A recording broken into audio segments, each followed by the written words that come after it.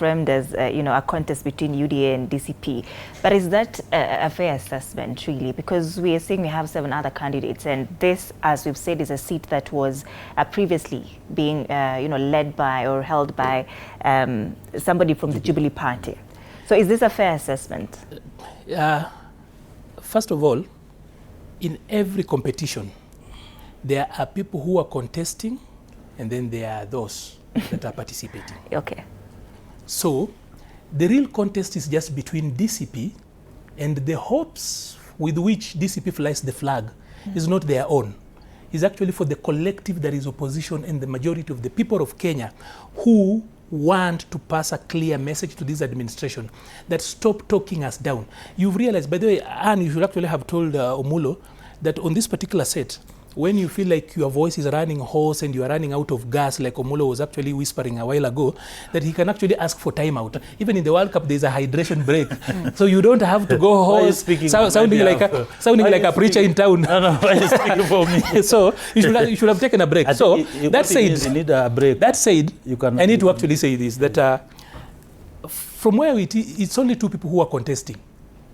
The others are participating. At least that is the truth. So, and why is it so? Because a lot of times we need clarity. A by-election is a contest of clarity. You cannot nuance it. You are either on the left or on the right. So I then do not really want to say that we are unfair to the other people. No one is unfair to them. It's the nature of the competition.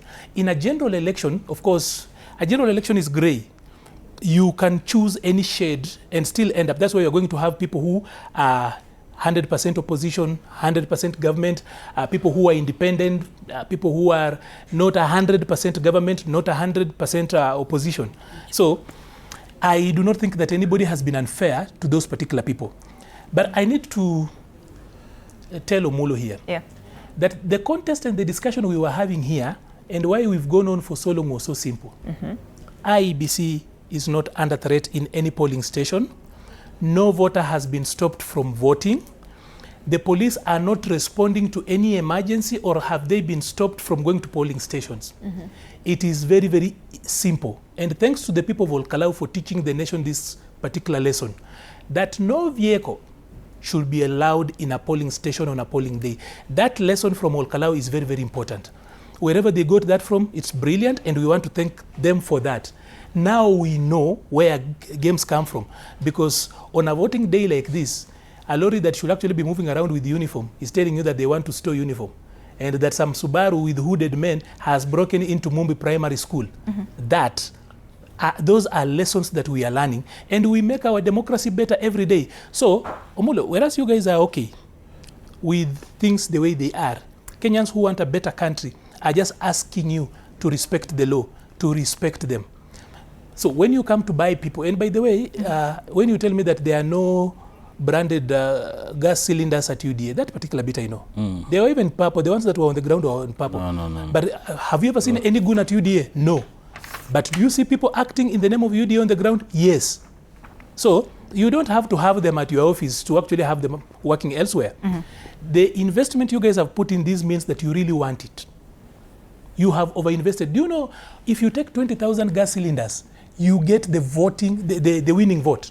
Because the MP who won with 23,000, and that was a general election, where people are showing up to vote for governor, president, and therefore the motivation is higher. In a by-election, that voter turnout could be slightly lower unless there are other motivations. So with the 20,000 households, with the 20,000 voters, you have got sufficient votes to win.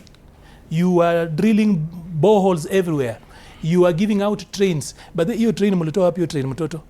You know, even as a country, we also need to tell us where you are getting this. A lot of people did not know that there is a lake called Olbasat in Olkalau. We saw the people of Nyandarua wanapelekewa boats. Since independence, government all of a sudden, government remembered that those people need boats. So there was massive bribery. But the people of Olkalau in 2026 will do what the people of Kipipiri did in 1995.